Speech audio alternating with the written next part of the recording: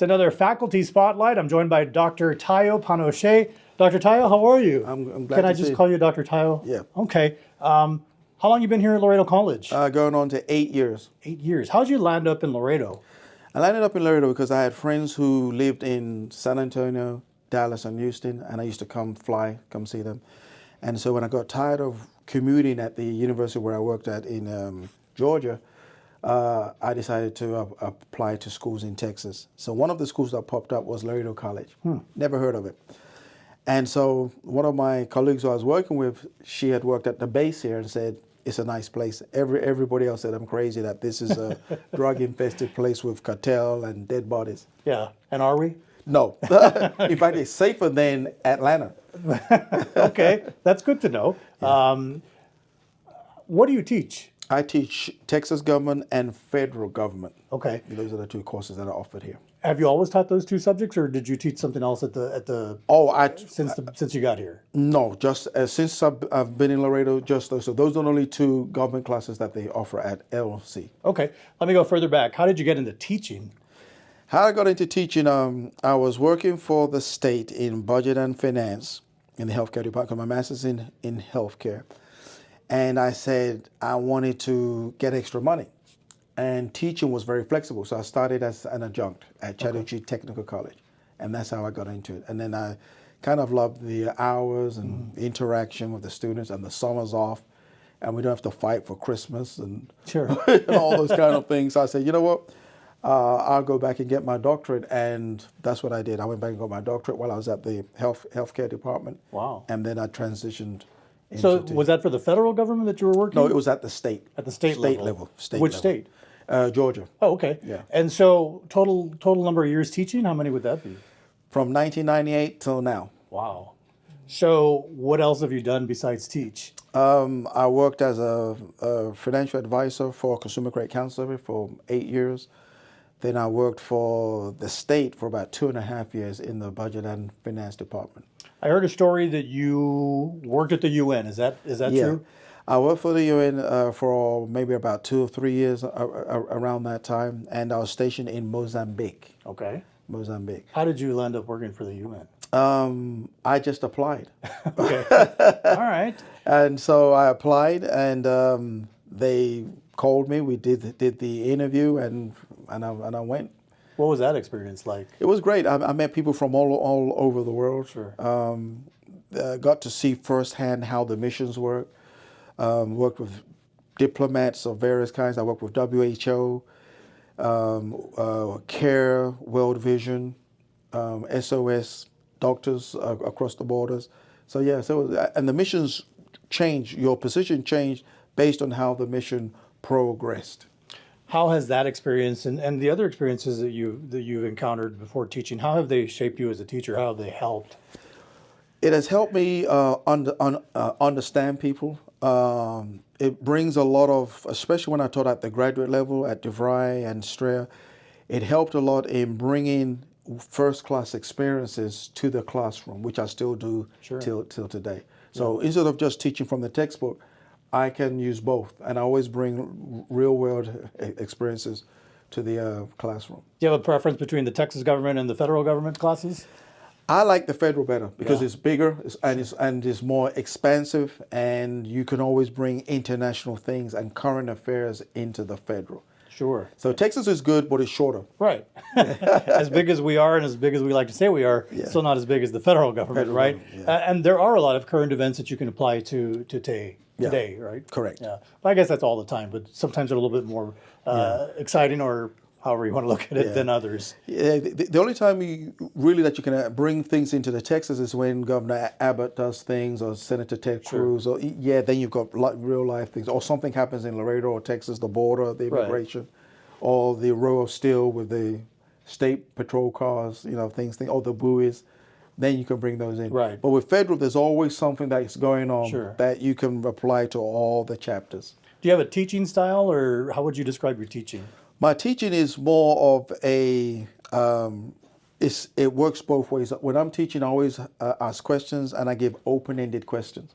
So the students get to interact and give their experience. And a lot of students, especially those who want to be attorneys or who want to go into government, they really get involved in it.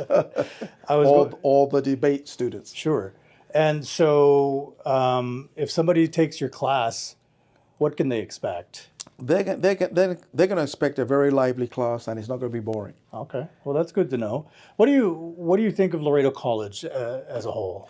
Oh, it's a very good college. When we had the soccer and the football, which got canceled during COVID, we had a lot of international students. Okay. So then they would come to my class, because most of them would take my class, and we would talk about applied things about Italy, because I lived there a while, and so yeah, so it was really good. Yeah. But Laredo College is really nice. I like the fact that we have the dual enrollment, which I started out in Georgia in some of the schools, and I like the culture. Yeah. Talk about when you first started teaching. You said 1998, right? Correct. Versus today. What's different other than the obvious, like the technology and so forth? It is the polarization of politics. So how you teach and what you say is very important, so that you don't offend folks. Sure. So yeah, it's changed. And does that trickle down to the student? Do you feel like the student is Yeah, the one? because the students now have been very diverse versus back in 1998. Sure. Talk about the Laredo College students. What a typical Laredo College student, how do you see them? When I started out here, I taught at night, 7 and 9, and they were older students, and most of them were military and have traveled or lived in Georgia or other states. So they had a whole wealth of experience. When I started teaching the day, most of them, it depends on where you teach. When I taught at the USID, most of those students were more welfare, so they traveled. If I teach at Martin or Nixon, you have more students who are in the debate team or want to become an attorney or want to get a degree in political science. They are more in tuned into what is going on. So it just depends on who the students are. Sure. Now, are your classes required courses, or are they part of the, what do they call now, core curriculum? Yes, government is a core class, Okay. just like history, math, English. They're core classes, so you have to take them whether you like it or not. So chances are good that they might see you then. Correct. Okay. And do they get to pick between the Texas and federal, or? You have to take both. So you have to most take time, both? yes. So you Goodness. take the federal first, supposedly, which is a 2305, and then you take the second part, which is Texas, which is a 2306. What have you seen change as a professor, as a teacher in all these years? I mean, technology-wise, what has changed the most, you think? How fast you can get into information Sure. in the classroom, and how much the students know, because they're always on their phones. They can Google. They can and so it works both ways. Most of the students are in tune with what is going on because of the tech that they can have. Yeah. Whereas in 1998, you had to wait to go home or read the Yeah. newspaper. Now, if you have your cell phone, I have news on my iPhone, and it pops up on the spot. Sure. And most students who have iPhone, it's the same thing. Yeah. In fact, sometimes when I'm teaching, students will say, "Hey, Dr. Tell, look what just popped up on my phone. This is going on to what you're saying." Are they allowed to use the phone in class? Most of them do, because they can access their grades. They can follow along with my PowerPoints. So technology has integrated where you can use the platform from your phone. And most of the students will look at their grades, take quizzes from their phone. So yes, so most of them will use their phone. AI has been around for quite some time, but as of late, it seems to be getting more and more attention and more popularity. How do you see it changing education, if at all? AI has changed a lot, because now you can write a paper, put it in AI, and it will correct it. And so my students, what I do with them, because most of them are really good with AI, so I tell them, use the AI to research what you want to do, then rewrite it in your own words, and then you can give it to AI to correct it, versus just going to AI and just bringing the whole thing and then tweaking it a little bit where Turnitin kind of picks it up. How long? Yeah. How long do you see yourself teaching? I still got a lot of juice in me, so Yeah? maybe the next 10 years. Oh, that's good. That's good to hear. I hope they're all here at Loreto College. I'm sure. Yes, a lot it's of going to our be at students- LC. And I've seen a lot of them go on to graduate school. Nice. I have one who came back at 25, took my class, and decided that he's going to get his PhD in psychology. Wow. So he's going to get his bachelor's in political science and then go on and get his. And I'm sure you've seen other success stories and just senior students continue on. How does that make you feel when you see a student succeeding or continuing to further their careers? It makes me feel very good because that means I've made an impact. Students who thought that they couldn't do something or thought that they had to drop out, once they take my class and they see that, yeah, well, it's possible that I can work at the same time and I can go to school and take care of my family and still accomplish things. Do you see yourself every day setting out to make an impact, or you think it's just a byproduct of what you already do? Every day, and it's a byproduct, both. Yeah, a little bit of both. A little bit of both. I see myself as a role model, being an African American. There's not many of us with PhDs like that in my. So I see that as a role model, and the students even say that. Some of them say they never had a African American male teacher, and even when I was in Georgia, I had a lot of students say that. Yeah. How many places have you lived? Are you talking of the U.S. or in your life, or as much as you want to tell us? I've lived in quite a few countries. I lived. Born and raised in England, lived in Italy, lived in France, lived in Africa, Mozambique, lived in Nigeria, Ghana. Then in the U.S., I've only lived in Georgia most of the time, New York a little bit when I was with the UN, going back and forth.